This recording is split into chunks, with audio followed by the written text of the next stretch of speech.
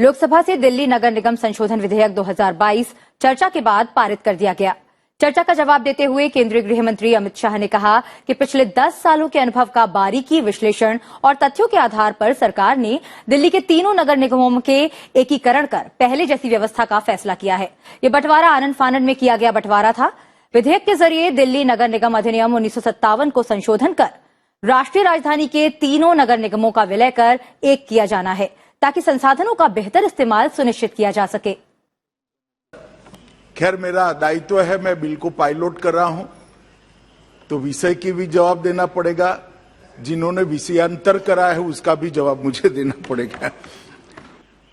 अनुच्छेद 239 ए 3B के अनुसार संसद को दिल्ली संघ राज्य क्षेत्र या इसके किसी भी भाग के बारे में उससे संबंधित किसी भी विषय पर, ध्यान से सुनिएगा, किसी भी विषय पर कानून बनाने का अधिकार प्राप्त है। यहां एक अलग प्रकार से बात की जाए, राज्यों के अधिकार, राज्यों के अधिकार, राज्यों के अधिकार। केजरीवाल साहब भी इसकी दुहाई देते हैं, राज्यों के अधिकार, राज्यों के अधिकार। मैं इसलिए एक शब्द पर भार दिया, किसी ने नहीं सुना, दिल्ली संघ राज्य। ऐसा विधेयक मैं महाराष्ट्र में नहीं ला सकता, ऐसा विधेयक मैं गुजरात बंगाल में नहीं ला सकता, ना केंद्र सरकार ला सकती। मगर राज्य और संघ राज्य का अगर अंतर मालूम नहीं है तो मुझे लगता है कि ध्यान से संविधान को पढ़ना चाहिए। अभी जो मैं विधेयक लेकर आई हूं मान्यवर, वो संघ राज्य के संबंधित है, और राज्यों के अधिकार, धारा 246, ये सारी चीजों का आप उपयोग कर किसको गुमराह करना चाहते हैं।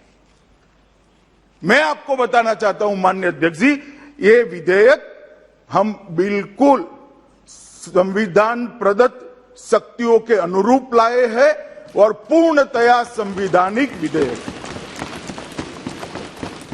क्योंकि दिल्ली संघ राज्य है और संघ राज्य की किसी भी बात पर, दिल्ली संघ राज्य की किसी भी बात पर लेजिस्लेशन लाने का भारत सरकार का अधिकार संविधान के अनुच्छेद 239 ए 3C के तहत इस देश की संसद को राष्ट्रीय राजधानी क्षेत्र दिल्ली की विधानसभा द्वारा बनाए गए किसी भी कानून को संशोधित करने का, उसके स्वरूप बदलने का या तो उसको निरस्त करने का अबाधित अधिकार है। और जो लोग हम पर आरोप करें, मैं उनको बताता हूं, ये हमारे समय में नहीं हुआ है।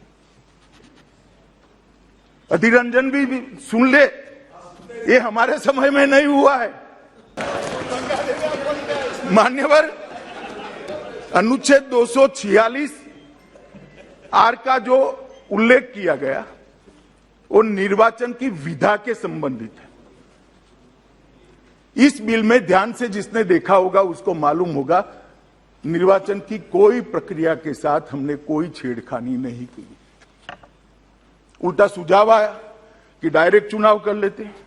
अरे भाई, हम नहीं कर सकते हैं, संविधान हमें नहीं परमिशन देता है।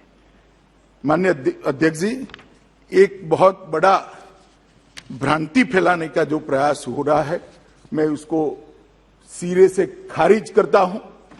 ये पूर्णतया संविधान प्रदत्त शक्तियों से लाया गया विधेयक है। इसमें संघ राज्य की शक्तियों पर कोई अतिक्रमण नहीं है और ना हम करना चाहते हैं। माननीय अध्यक्ष जी,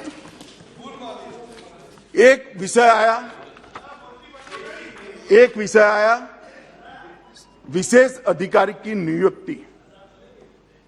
माननीय अध्यक्ष जी, मैं फिर से कहना चाहता हूं कि विशेष अधिकारी संक्रमण काल के लिए ही नियुक्त होता है, उसके बाद में चुनाव होता है और उसके बाद में चुनी हुई बॉडी आती है। और विशेष अधिकारी का दिल्ली नगर निगम अधिनियम की धारा 490B में इसका प्रोविजन पहले से है, जो कांग्रेस के समय में बनाई गई। जब आप उपयोग करोगे तो बहुत लोकतांत्रिक, और जब हम करेंगे तो अरे लोकतंत्र का हनन हो गया। किस तरह से देश चलाना चाहते हो भाई? आत्मचिंतन करोगे क्या?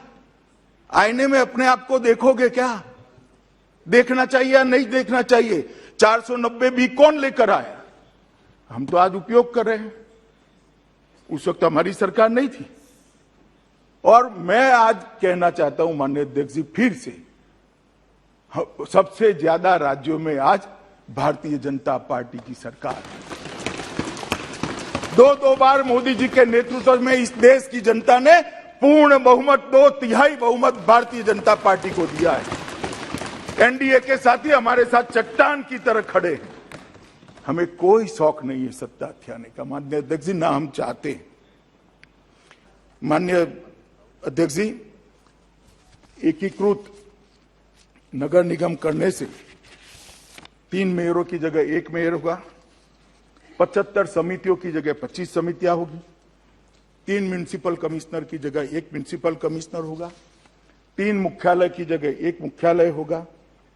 निर्णयों में समानता रहेगी, एकरूपता रहेगी। एक ही शहर में 2 प्रकार के कर के स्ट्रक्चर नहीं रहेंगे, वित्तीय स्थिति भी अच्छी रहेगी और लगभग 150 करोड़ का खर्च सालाना इससे कम होगा।